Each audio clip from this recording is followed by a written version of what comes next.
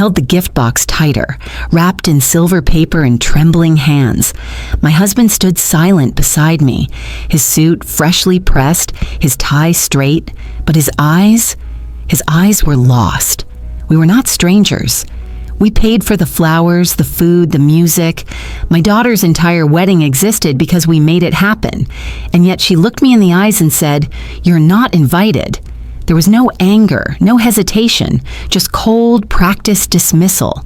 I didn't scream. I didn't cry. I simply walked away with the necklace she would never see. 3 generations of love tucked back into my lap. That moment didn't break me. What came after did. The silence, the lies, the erasure of everything I gave. But that day, I learned something. When your love becomes invisible, it's not your duty to beg. It's your right to disappear. And that's exactly what I did. I've always been a woman who found comfort in small details, labels on jars, handwritten grocery lists, the smooth pull of a drawer closed just right. After retiring from my 35-year teaching career in Ohio, I thought I'd fill my days with such comforts. But as the wedding approached, my mind returned again and again to Samantha. Samantha, my only daughter, born with lungs too weak and eyes too curious for her own good. I raised her with all I had, not just in hours, but in parts of myself I'll never get back. When she broke her arm at 10, I slept on a hospital chair for 3 nights straight. When she got into Ohio State, we threw a backyard party she barely noticed, too excited texting her friends. I smiled through it. We helped with rent that first year, paid off her emergency dental surgery. When she wanted a car, we found a used Honda Civic, cleaned it ourselves, and presented it with a big red bow. She had frowned. I thought it'd be something newer. My husband, Thomas, just laughed. I remember him winking at me. "She'll thank us later." Later never came. Still, we kept giving. Parents do that. Love, in its most irrational form, keeps showing up. Thomas is the quiet kind. Used to work in construction, always had dust in his beard, even after showering. He's never been the speech type. But when Samantha got engaged and asked if he could help out a little, I saw the shift in his eyes. A little turned into a lot. He pulled from his retirement, the fund he had grown like a garden for decades. "We're investing in her happiness," he said. We paid the deposit on the venue, the catering, the photographer. I worked with the florist on a palette Samantha sent in a screenshot. Nothing formal, just a, "You've got this, right, Mom?" And I did. Or I thought I did. I threw myself into the planning with the desperation of a woman trying to fix something that never had words. Our relationship had frayed over the years, pulled taut by distance, misunderstanding, and, I suppose, growing up. I wanted the wedding to stitch things back together. I imagined the moment she'd come down the stairs, dress trailing behind her, hair swept up. And I'd hand her the necklace. It wasn't just jewelry, it was legacy. 3 generations had worn it. My grandmother on her wedding day, my mother when she buried her firstborn, and me when Thomas and I eloped in the courthouse after his mother refused to attend. The gold was thin in some places, dulled in others, but it glowed with something deeper than shine. I had it polished, placed in a velvet box, and wrapped it in silver paper. Simple, elegant, just like how I imagined she would be. As the wedding day approached, my heart did something it hadn't done in years. It hoped. Despite the cold texts, the lack of real conversations, despite the fact she canceled our brunches and told me not to come to her dress fitting because, "It's too crowded, Mom, I'll send pictures." I let myself believe this wedding would be the reset. I told myself that daughters go through phases, that maybe I had been too present. Maybe my reminders about sunscreen or balanced meals had grown old. Maybe her silence wasn't rejection, just adulthood. Thomas ironed his shirt the night before. He asked me if I was nervous. I told him no, but my hands said otherwise. They shook a little as I pinned his boutonniere and folded the card with the necklace inside. I placed the gift gently into my handbag, checking 3 times to make sure it was still there.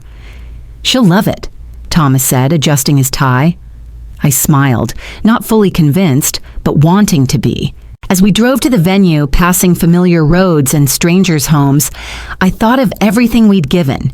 Not just money, but years of bending, accommodating, forgiving. That's what parents do, right? We erase parts of ourselves so our children can be whole. I didn't know that I was about to be erased entirely. The venue was stunning. White chairs arranged in delicate arcs under a canopy of autumn-colored trees, petals scattered like promises across the aisle. My heart fluttered as we stepped out of the car. The box with the necklace snug in my bag, warm against my side like a secret waiting to be shared. Thomas offered me his arm. "Let's go see our girl," he said. We didn't even make it 10 steps. Samantha appeared from behind a tall arrangement of roses. She wasn't glowing or smiling. Her face was tight, jaw clenched like she was bracing for something unpleasant. Her dress, fitted, elegant, not the one we picked, shimmered slightly in the sun. She walked straight toward us and stopped just before we reached the path to the chairs. "Mom," she said, her voice firm, measured, There's not really a place for you today." At first, I thought she meant the seating chart. I smiled gently. "Don't worry, sweetheart, we can sit anywhere. We're not picky." She didn't return the smile. "No, I mean, you're not invited. I need you to leave." The words didn't register. My ears heard them, but my heart, my mother heart, refused to process them. "What?" Her gaze flicked to my purse, where the silver-wrapped box peeked out.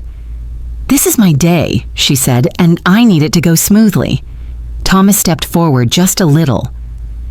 "Samantha, we're your parents. We paid for—" "I know what you did," she interrupted, her tone low and clipped. "But I didn't ask you to come." My breath caught. The air shifted.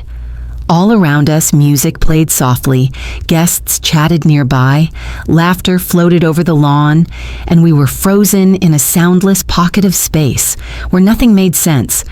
She turned slightly, nodding to someone behind us. I glanced back and saw a man, tall, unfamiliar, watching like a security guard waiting to escort us off a property. I opened my mouth, closed it again. My fingers clutched the velvet box tighter.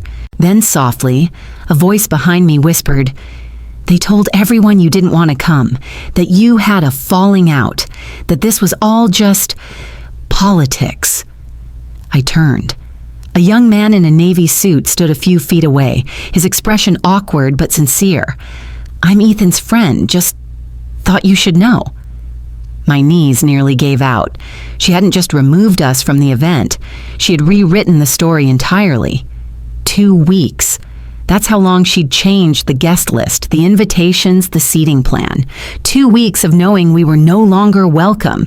2 weeks where she let us finalize vendor payments, send floral confirmations, and book hotel rooms. 2 weeks where she let me believe I would see her walk down the aisle. I looked at Thomas. His face was stone, but I saw it. The vein twitching at his temple, the way his jaw set like steel. He didn't speak, but I felt the thunder in his silence. Samantha didn't apologize. She didn't blink. She turned and walked away, back toward the white tent, her train gliding behind her like nothing had happened. We stood alone at the edge of a celebration we had built, no longer guests, just ghosts. I pulled the box from my bag, stared at the silver paper. For a moment, I imagined myself running after her, thrusting it into her hands, yelling, "This is your legacy! This is your family!" But I didn't. I tucked it back in. We turned around and walked back to the car, passing the arch I'd spent 3 days planning with the florist.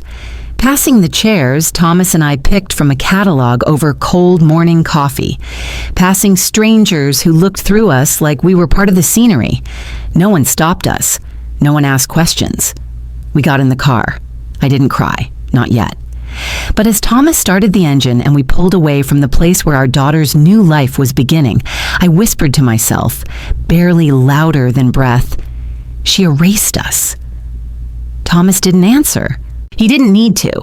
The silence between us was louder than any scream.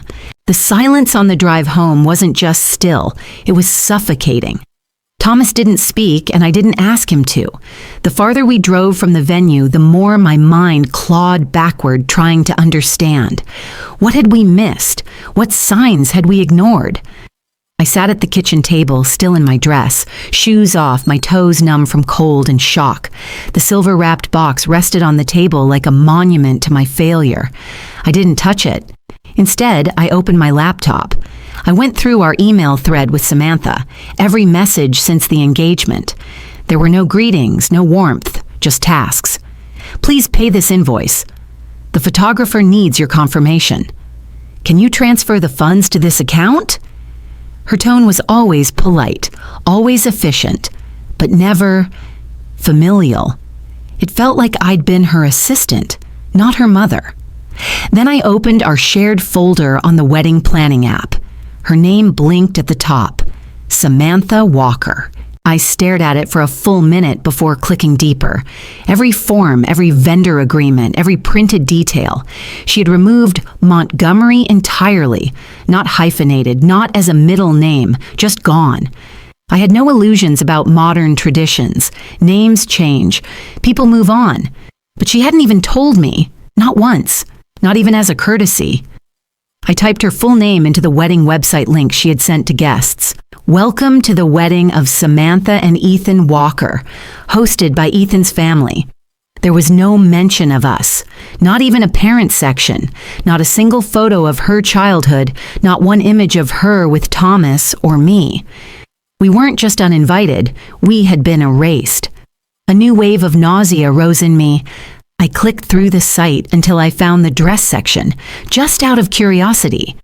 The caption under the photo read, "Chosen with love by my second mom, Rachel." Rachel, Ethan's mother. I blinked.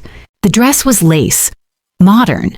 Nothing like the satin and pearl gown Samantha and I had picked together 5 months ago after a long afternoon and too many cups of tea. She had told me she loved that dress. She cried in the fitting room. "I feel like a bride," she'd said. Apparently, she changed her mind. I pulled out the receipt for that gown. I had paid in full. No one told me it had been returned. I stood slowly, numbness spreading through my limbs, and walked to the bedroom. In the corner sat the canvas bag from the boutique, still folded, still neatly stacked with swatches from that day. I reached in and pulled out the handwritten card from the shopkeeper. "You and your daughter are such a joy to work with. Can't wait to see her walk down the aisle in this masterpiece." I had kept it because it had felt real, but now it read like fiction.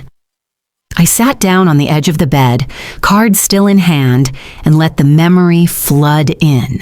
The way Samantha had laughed that day, how we had debated between ivory and champagne, the way she twirled in front of the mirror and grabbed my hands.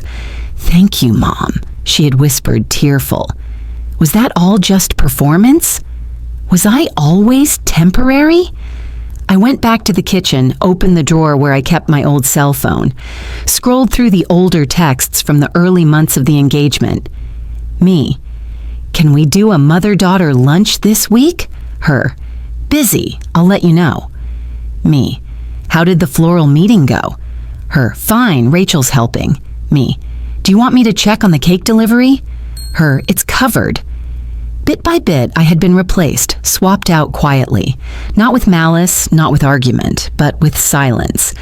And now, even my last name had been traded out for something newer, more convenient. Thomas walked into the kitchen as I closed the drawer. He looked at me and then at the box still sitting on the table. "You okay?" he asked softly. I shook my head. "She didn't just exclude us from the wedding," I whispered. "She's building a new life and we're not part of it. She's rewriting who she is without us." Thomas didn't respond. He didn't need to. We both knew the truth. We hadn't missed a moment. We'd been intentionally left behind. The next morning, I brewed coffee I didn't drink and stood by the window watching leaves fall in slow spirals. My body felt leaden, my thoughts jagged. I didn't know what I was supposed to feel. Rage, grief, shame, maybe all of them, maybe none. Thomas came in still in his pajamas and sat at the table where the silver box remained untouched. He stared at it for a long time. "She knew," I said, voice brittle. "She planned it." He didn't answer. I pulled out the wedding binder we had started together almost a year ago. Every receipt, every printed confirmation, every floral palette. "We can still pull the payments," I said. "The balances, the second installments, we're still the ones footing the bill." Thomas exhaled. "You sure?" I nodded.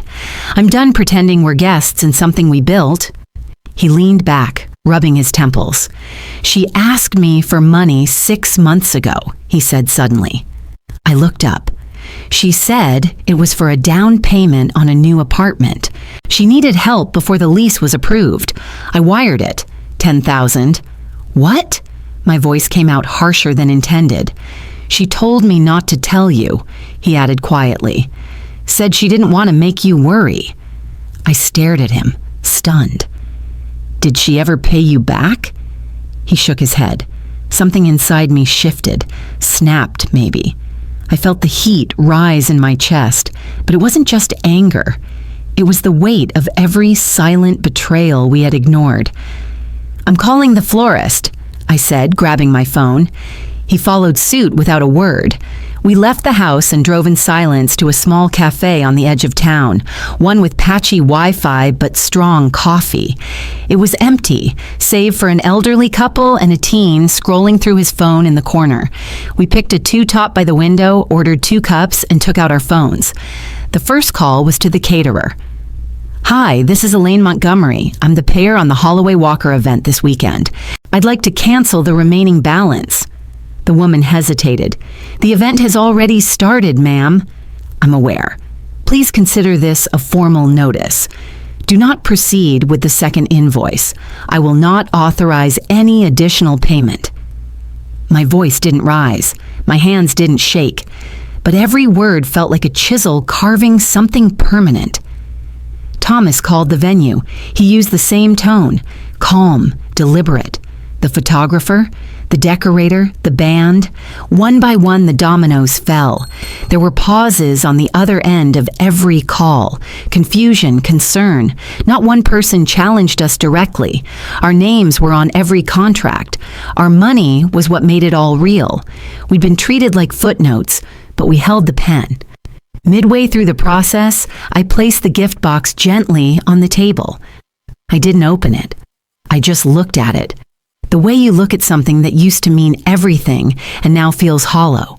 The light from the cafe window caught the edge of the silver paper, casting a dull glow on the tabletop. It reflected upward, catching my face in its cold shimmer. Something about that moment felt final. Not angry, not bitter, just final. "She took our love like a loan," I said softly, "and defaulted." Thomas didn't speak. He reached over and rested his hand on mine. His skin was rough from years of building homes for other families. He'd spent his life making places for people to belong. And yet, here we were, uninvited from our own daughter's celebration. I pulled my hand away gently and opened the Notes app on my phone. I began listing the expenses we had covered. Venue deposit, $7,500. Catering installment, $4,200. Floral design, $3,900. Photographer, $5,000. Band retainer, $2,000. And that wasn't counting the dress, the travel, the countless little things we paid for without receipts. I totaled it, then deleted the number. Some debts weren't monetary. I looked again at the silver box and whispered, more to myself than anyone, "She'll never wear it." Outside, the wind stirred the trees. A gust scattered golden leaves across the street like fleeing birds. I watched them go.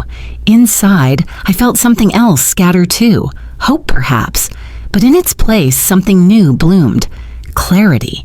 The first message came the next morning. "I'm so sorry to hear you didn't support Samantha on her big day." It was from a distant cousin I hadn't spoken to in years. I stared at the screen, confused, heart thudding. Then came another. "Heard you walked out of the wedding. What kind of parents do that?" And then another. "She needed you. You made it about yourselves." My chest tightened. I opened my social media, something I barely used, and there it was. A public post from Samantha. A carefully filtered photo of her and Ethan standing under the floral arch, before the florist had pulled the arrangements. Her caption was a wound disguised as a ribbon. "Sometimes the people who raise you can't handle watching you grow. I had to choose peace over pressure. I still love them, but I won't let outdated control ruin my future." Hundreds of likes, comments pouring in. "You're so brave." "Toxic family is still toxic, even if they raised you." "Proud of you for setting boundaries." I felt the ground shift beneath me. She didn't just lie. She reframed us, cast us as villains, cold, controlling, backward.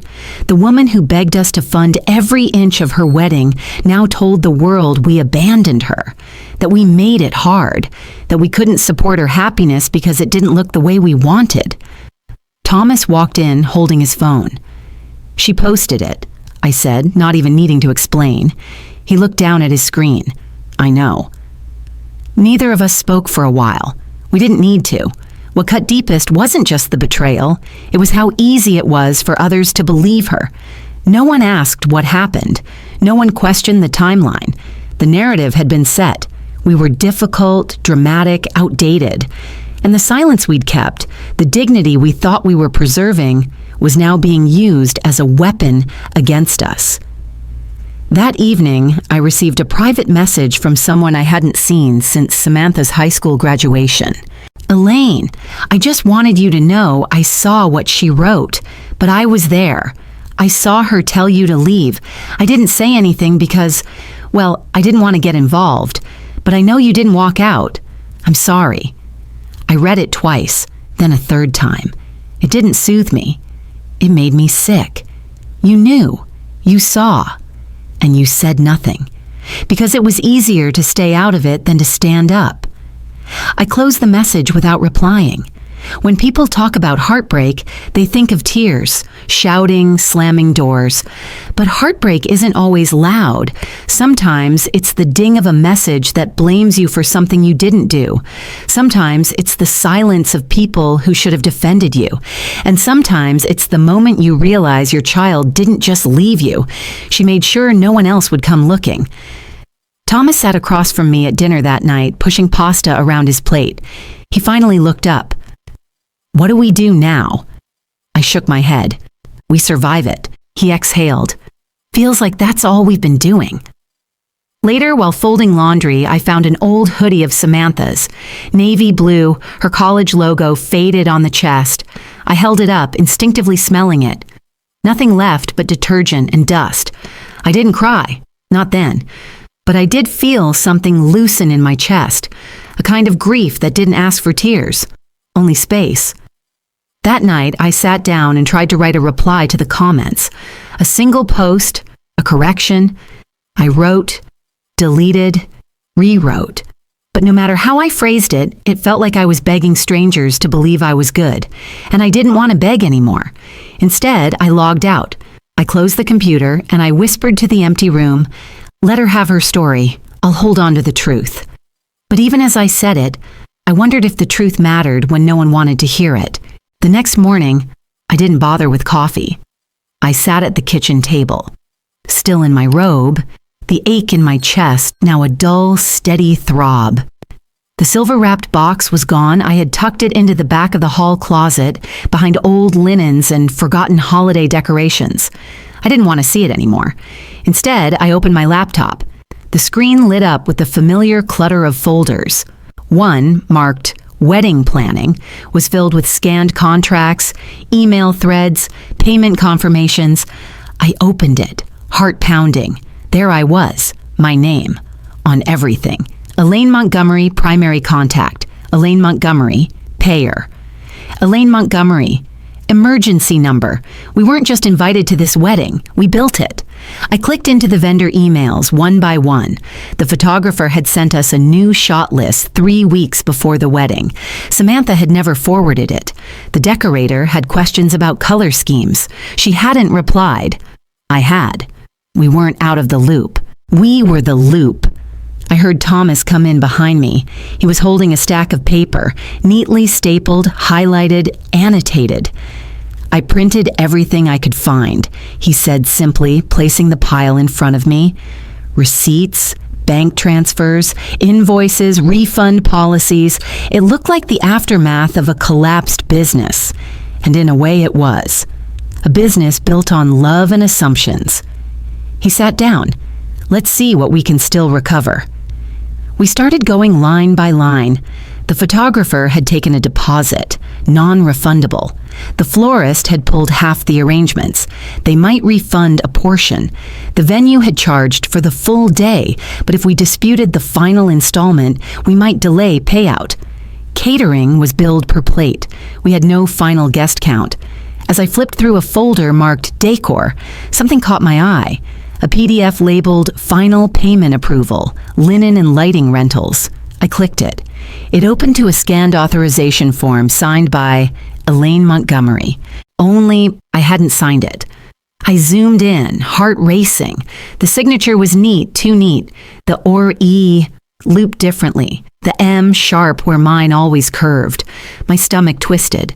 I opened my documents folder and pulled up an old contract I had e-signed months ago.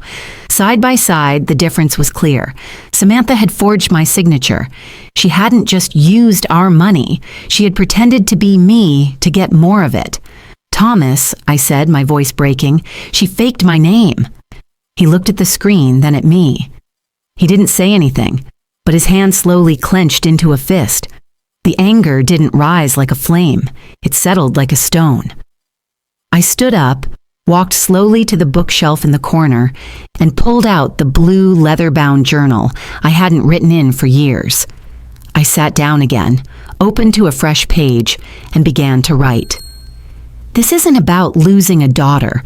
This is about realizing I never truly had one who valued me, who saw me as anything more than a convenience, a wallet, a witness to her self-centered theater. It wasn't sudden. It was a slow erosion, 1,000 tiny slights, 100 cold shoulders. But this was the earthquake, the moment the foundation cracked and the house finally crumbled. I paused, breathing hard. Then I wrote the line that had been sitting in my chest since the wedding day. This isn't the pain of being cut out. This is the clarity of no longer lying to myself. I closed the journal and placed it on the table like a confession. Thomas watched me, eyes dark and unreadable. We could take legal action, he said. I nodded slowly. We could. But I didn't want revenge. I wanted truth. I wanted recognition. I wanted something I couldn't quite name. I just knew I was done giving without being seen, done funding someone else's fantasy at the cost of my own self-worth. That evening, I walked the perimeter of our backyard, staring at the trees Samantha used to climb as a child. I could still hear her laugh, high-pitched and wild, echoing through the branches. But the girl, I remembered, the one who made friendship bracelets and cried when her goldfish died, was gone. Maybe she'd vanished years ago. Maybe I had been mourning someone who never really existed. And maybe, just maybe, I was finally ready to let her go. The lawyer's office was quiet, almost too quiet. Thick carpeting that muffled footsteps, walls the color of oatmeal, the faint hum of an old HVAC system. I sat across from Thomas, the folder of documents between us, fingers folded over each other too tightly. I hadn't worn makeup that morning. I didn't want anything smudging if I cried again. We were here to do something I never thought I'd do. Erase our daughter. The receptionist, a kind-looking woman in her 50s, offered us water we didn't touch. The lawyer, Ms. Jennifer Hale, entered a few minutes later, shaking our hands with a practiced warmth that somehow didn't feel fake. "You're Elaine and Thomas Montgomery," she said, already flipping open a manila folder. "I reviewed the email you sent and scanned your existing estate documents." Thomas nodded. I didn't speak yet. She continued.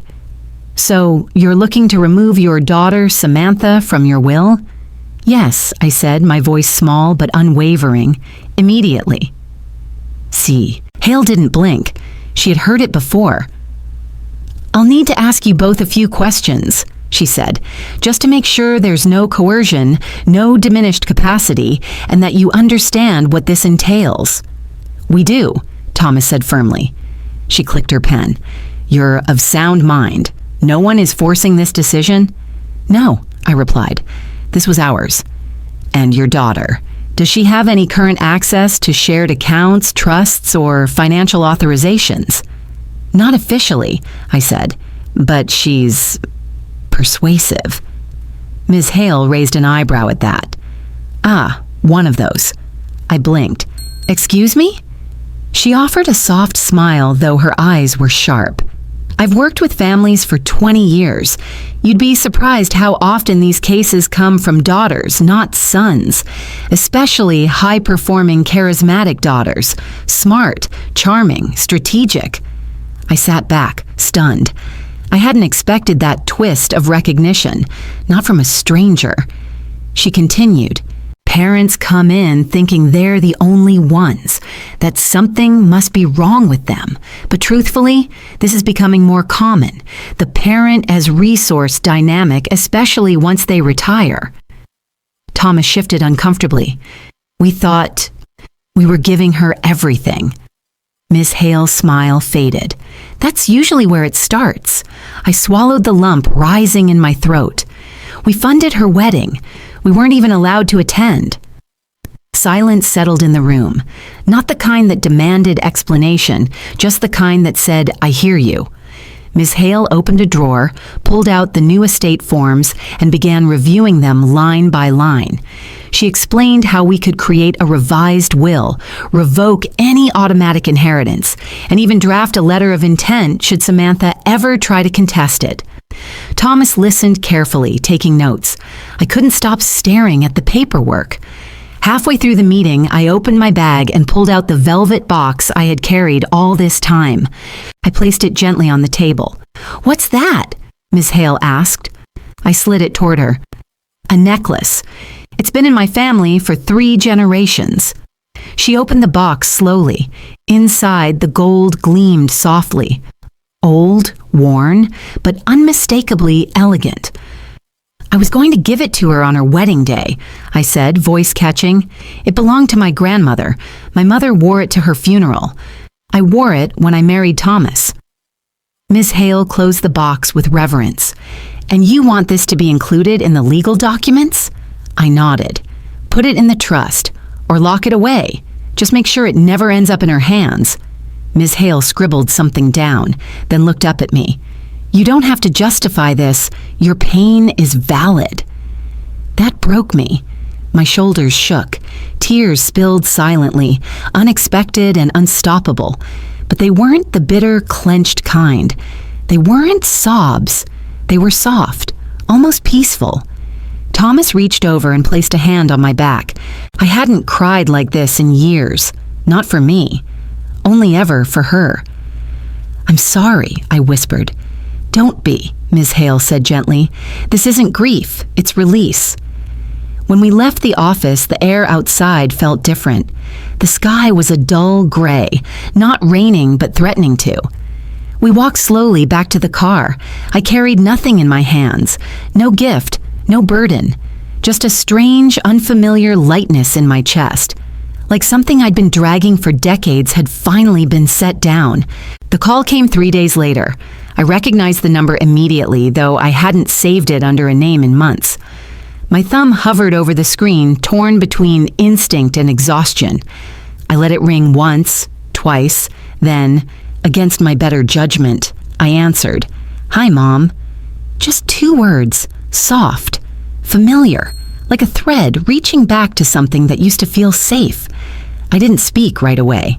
She continued, I don't even know where to start. I messed up. I know that. I was under so much pressure and everything spiraled, and I said things I didn't mean. I just wanted my day to be perfect. I stayed silent, the phone pressed to my ear like it weighed 1,000 pounds. "You know how weddings are, right?" she went on. "So much stress, so many people with opinions. Rachel kept changing things. Ethan's family is intense. I got overwhelmed." She sniffled, not dramatically, just enough to let me know she was crying. I didn't mean to hurt you and Dad. I was just trying to hold everything together. Something in me wanted to believe her. The ache in my chest leaned toward her voice like a flower turning toward light it hadn't felt in days. The softness, the apology. It all sounded real. She paused, then added, I miss you. I miss our talks. I miss your advice, your hugs. I even miss your to-do lists. I almost smiled. Almost. But something about the tone felt rehearsed, calculated, just a little too perfect. She took a breath. I know you. You want things to be fair. You want things to make sense. You've always been like that. We're the same that way, right? Her voice was gentle, persuasive. You need to feel in control. And when things don't go your way, you panic. I get it. We're both like that. But maybe we can reset. Just start again. And there it was. The twist. That one sentence pulled me out of the trance. You need to feel in control. Like all this had been about my ego. Like I was the one orchestrating chaos because I couldn't handle not being the center. The apology had been a setup, a chess move, a strategy. My stomach turned. I pictured her now in her new apartment, maybe sitting on a plush couch we helped her buy, sipping tea from a mug I'd once gifted her for her birthday, crafting the perfect blend of guilt and sugar. No, I said, voice suddenly firm. You're wrong. A pause. What? You said I need control. But no, sweetheart. What I need now is peace. Her breath hitched. I could feel her recalibrating on the other end, trying to find a new angle. But I was already gone. You told us to leave your wedding, Samantha, in front of strangers. You deleted us from your narrative. You took money, forged my name, and painted us as villains. That wasn't stress. That was a decision. She started to say something, but I spoke over her. You don't get to rewrite this. You don't get to twist my grief into control. I'm done being the mother who keeps showing up when you don't want her, but always expects her to pay. Silence, then a small, bitter whisper. So, that's it? Yes, I said. That's it. I hung up before she could respond. My hand trembled as I set the phone down, not with regret, with adrenaline. I walked to the back door and stepped outside into the fading evening light. The air smelled of cut grass and warm soil, and for the first time in weeks, I inhaled deeply.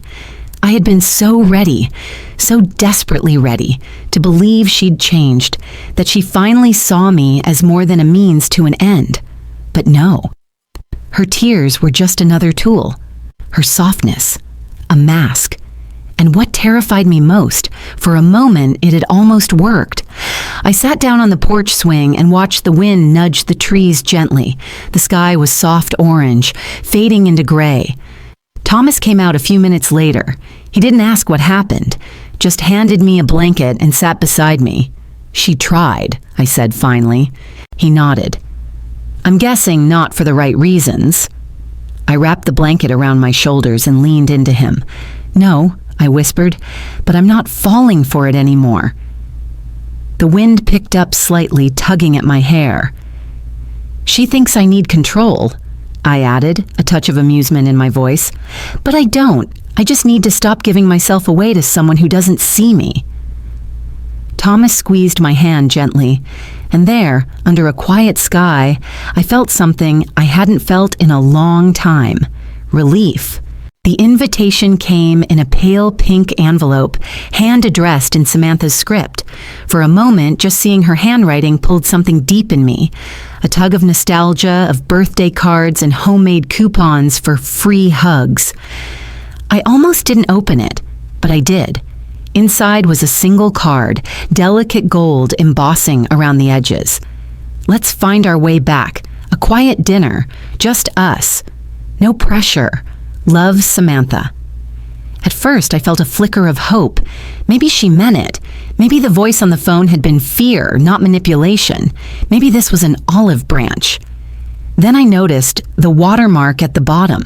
A subtle logo, Grace and Gather, a local event company I'd heard of through town gossip. They specialized in curated, intimate restoration experiences, whatever that meant. I checked the time and date, Friday, 6:00 p.m. at a charming bistro in the city. Very public, very visible. I texted Thomas. She invited us to dinner. A reconciliation, supposedly. His response was immediate. Sounds staged. You going? I didn't answer yet. Later that night, I looked up the event company. Their website featured couples embracing, mothers and daughters holding hands in golden hour lighting. Their tagline, helping you tell the story of healing. That's when the gut feeling twisted. This wasn't just dinner, it was narrative repair. I clicked over to Samantha's social media, and there it was. A new post. Her standing in a soft focus photo, arms outstretched, captioned, "Sometimes love means letting go of resentment. I choose peace. Here's hoping some wounds can still heal. Dinner is Friday." Hundreds of likes, supportive comments. "You're amazing. So strong to forgive. Your mom is lucky to have you." And she hadn't even asked if I was coming yet. The story was already being written. I closed my laptop without logging out. The next day, I received a text from the event company confirming my RSVP, one I never gave. That was the last straw. I picked up my phone and called the number on the invitation. Samantha answered quickly. "Hi, Mom. I'm so glad you got the card. I really want this to be good for both of us." I kept my voice even. "Why is a company organizing our dinner?" She hesitated. "It's just to make it special. Some structure, you know. A friend recommended them. They're really good at this sort of thing." "Will there be a photographer?" "Just to document," she said quickly. "Nothing invasive, just a few moments. That's all." My silence stretched. She added, "People online have been awful. I just want to show that I'm trying." And there it was. Not about family, not about forgiveness, about the feed, the optics, the redemption arc. "You want a photo of us hugging," I said, "so people think everything is okay." She didn't deny it.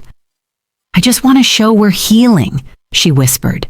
"No," I said, "you want to show you are forgiving. You want a mother who'll be a prop in your peace campaign, but I'm not playing that role anymore." A long pause. Then she said quietly but clearly, "So you're not coming?" "No," I replied, "and if you post about me again without my consent, I will respond publicly." "You'd really do that?" "Yes," I said. "You've controlled the narrative long enough." I hung up. 3 days later, a video went up on Samantha's page. Soft piano music in the background. Her sitting alone at the bistro, a single glass of wine in front of her. The caption, "She didn't come. Even when I forgave her, she couldn't show up. Some people choose anger. I choose grace." My blood ran cold. It wasn't just dishonest, it was cruel. She knew her followers would fill the comments with sympathy. She knew no one would ask what actually happened. But this time, something was different. Later that week, I received a private message from someone I didn't know. "Hi, I just saw your daughter's video. I've been following for a while. I don't know your story, but I wanted to tell you I've been through something similar. My daughter erased me from her life, then painted me as a villain when I stopped enabling her. You're not alone. Thank you for being brave enough not to pretend." I stared at that message for a long time. Then I cried, not because I was broken, because I was finally seen. After the staged video at the bistro, I stayed offline for a while. I didn't scroll, I didn't check messages, I didn't try to correct the story. Instead, I found a quiet corner of the internet, a private forum for estranged parents. The group's name was simple, Still Mothers. There were no profile photos, no full names, just initials and stories. Some angry, others heartbreaking, some written in all caps by people who had just found the courage to admit something was wrong. I signed up under the name EM. My first post was short. She erased me from her wedding. She told people I didn't show up even though she asked me to leave. I raised her. I gave her everything. I'm not here to blame. I just don't know what to do with this silence anymore. I hit post before I could second-guess myself. Then I closed the laptop and walked away. When I came back later that night, there were 14 replies, some long, some just a single line. You're not alone. My mind hasn't spoken to me in 8 years. They want us to disappear until they need something. Thank you for sharing. It helps to know I'm not crazy. It was strange, this invisible community of pain, but it made me feel, for the first time in weeks, grounded, not healed, not forgiven, just seen. I started checking the forum daily. Some nights I replied to others. Some nights I just read. One woman shared how her son had moved across the country and told his children she was dead. Another posted screenshots of a text her daughter sent, listing all the conditions required for a relationship. It was grief in thousands of forms, but it wasn't just loss. It was survival. A few weeks passed. Then, one afternoon, I went to check the mail and found an envelope without a return address. The handwriting was unfamiliar. Inside was a short letter and an old photograph. The letter read, "Dear EM, I don't know you. I don't know your daughter. But I read your post and wanted you to see this. This is my daughter and me. The first photo was taken in 2009. The second, last year. There were 10 years of silence between them. 10 years where I thought I'd lost her forever. I didn't reach out. She did. I don't know why. I don't know what changed, but I know I survived the silence. You will too. LH." I looked down at the photograph. The first image was faded. A middle-aged woman and a young girl standing stiffly beside each other, arms not quite touching. The second, brighter, showed the same two women, now older, smiling, their heads leaned together. The time between them was visible in the lines on their faces, in the softness that hadn't been there before. 10 years. It felt like both a death sentence and a lifeline. I didn't know if Samantha would ever come back, but I finally understood something. That wasn't my job anymore. That night, I opened my journal. The same one where I'd written about the necklace, the contracts, the forged signature. I turned to a blank page and wrote, "I don't know what the future looks like, but I know I'm not living an apology anymore. I won't try to fix what doesn't want to be fixed. I won't make myself smaller to fit into someone else's comfort. I am not a villain, I am not perfect, but I am real, and that's enough." Then I closed the book. I didn't cry. I didn't feel triumphant. Just steady. Later that week, I posted again in the group. Sometimes the story they tell about you isn't true.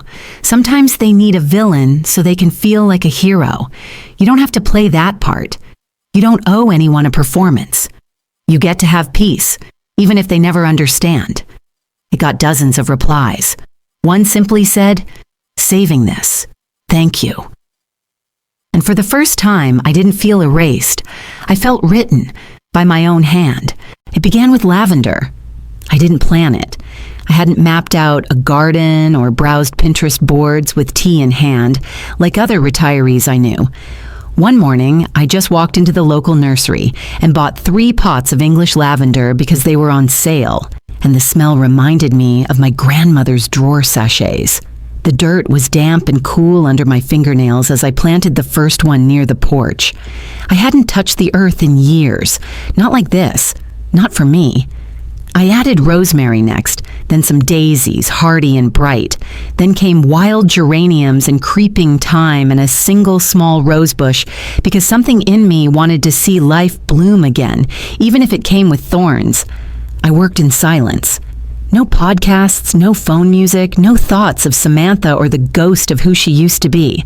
Just dirt and breath and the occasional chirp of a bird. It was the first time in months, maybe years, I did something without thinking about anyone else. No one to please, no one to fix, no one to wait for. Just me. The garden grew in patches. Some flowers thrived, others withered. I didn't obsess. I didn't replant what died. I just let the space take shape naturally, like healing does when it's not being forced. Then one day, a letter came. It was from a law office I didn't recognize, typed neatly and addressed to me. Dear Mrs. Elaine Montgomery, our firm represents your daughter, Samantha Walker.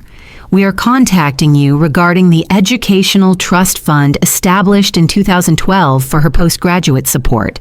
As this fund was created under shared agreement and due to recent changes in financial circumstance, our client is requesting review and partial release of the remaining balance. There was no greeting, no warmth, just a transaction. I sat at the kitchen table, rereading the lines over and over. It wasn't a lawsuit. Not yet. Just a request, a legal pressure point disguised as professionalism, the trust. I had nearly forgotten about it. Back when Samantha was finishing undergrad, we'd created a small fund in case she wanted to pursue a master's degree or teaching certification. She'd never used it, said she didn't have time, but we'd kept it active because we always assumed we'd still be in her life when she needed it. Apparently, she still needed it. She just didn't need us. I didn't cry, didn't feel rage, just a strange, sudden stillness. That afternoon, I put on a soft cardigan and walked into town. I didn't call the bank first. I didn't schedule an appointment. I walked in like it was a normal errand. The teller recognized me and smiled politely. I smiled back. I need to close a trust account, I said. She directed me to a manager. 15 minutes later, it was done. No drama, no speeches, no tearful declarations of closure, just a signature, a line drawn in ink. When I got home, I walked into the backyard and looked at the lavender now blooming in delicate sprays. A bee hovered gently near one stalk, its wings shimmering in the late spring light. I knelt down and plucked a few sprigs, then brought them inside and placed them in a small glass jar on the windowsill. When Thomas came home from the hardware store, he paused in the doorway. "You closed it," he said softly. I nodded. "She sent a lawyer," I added, as if it explained everything. And it did. He set the bag of tools down slowly and crossed the room to me. We hadn't spoken much since the last call from Samantha. We shared meals, small tasks, the quiet rhythm of long partnership, but we hadn't talked deeply, not until now. He looked at me for a long moment. Then, without saying a word, he wrapped his arms around me. It wasn't a quick hug. It wasn't the kind of embrace meant to comfort. It was something else, something slower, deeper, like an anchor being dropped, like he was finally landing too. His voice was low, close to my ear. "We're going to live, Elaine. Just us. Not for her. Not through her. Just us." I didn't reply, I just held on, because I had nothing left to say. And for once, that didn't feel like defeat. It felt like peace. Later that night, as the sun dipped below the fence line, I sat on the porch and looked at the little garden I'd built with my hands. Imperfect, patchy, but alive. Some plants would die. Others would come back stronger next season. And some things, I realized, would never return. That, too, was okay. It happened on a Tuesday at the farmer's market. I was standing by a booth of fresh herbs, gently rubbing a sprig of mint between my fingers, when a woman beside me turned, did a slight double take, and smiled. "Excuse me," she said cautiously. Are you Samantha Montgomery's mother?" Her tone wasn't accusatory. It was curious, kind even. I didn't hesitate. I didn't panic. I didn't run through a mental checklist of who I needed to protect, her or me. I just looked her in the eyes and replied calmly, "I used to be." Her eyebrows lifted, then slowly settled into a quiet, respectful expression. She nodded as if that single sentence told her more than a paragraph ever could. No questions followed, no awkward follow-ups. She simply moved on to the tomatoes, and I picked up a bunch of basil and walked away. That night, as the light outside dimmed to blue, I pulled the old cedar box down from the closet shelf, the one I hadn't opened since winter. Inside was the silver-wrapped gift, the necklace I'd once planned to give Samantha, the velvet box still unopened. Beside it, I placed the latest envelope that had arrived just yesterday. Another dinner invitation. Another attempt to sculpt a narrative of forgiveness. This one was handwritten. The words were delicate, artfully imperfect. Let's talk. Really talk. No cameras, no drama, just us. I miss you, Mom. There was no RSVP card this time, no event logo, no pressure to pose, and yet it felt even less real than the others, because now I could see it all clearly, not as betrayal, not even as manipulation, but as habit, a pattern, a cycle I no longer had to enter. I took a breath and turned back to the cedar box. From a side drawer, I pulled the photo, faded slightly, edges curling. Samantha, at 5, wearing a white lace dress and a flower crown, spinning in our backyard as Thomas blew bubbles around her. That day, she'd looked at me and said, "I want to wear this when I get married." She didn't. She never asked for the dress again. I folded the photo carefully and placed it next to the necklace.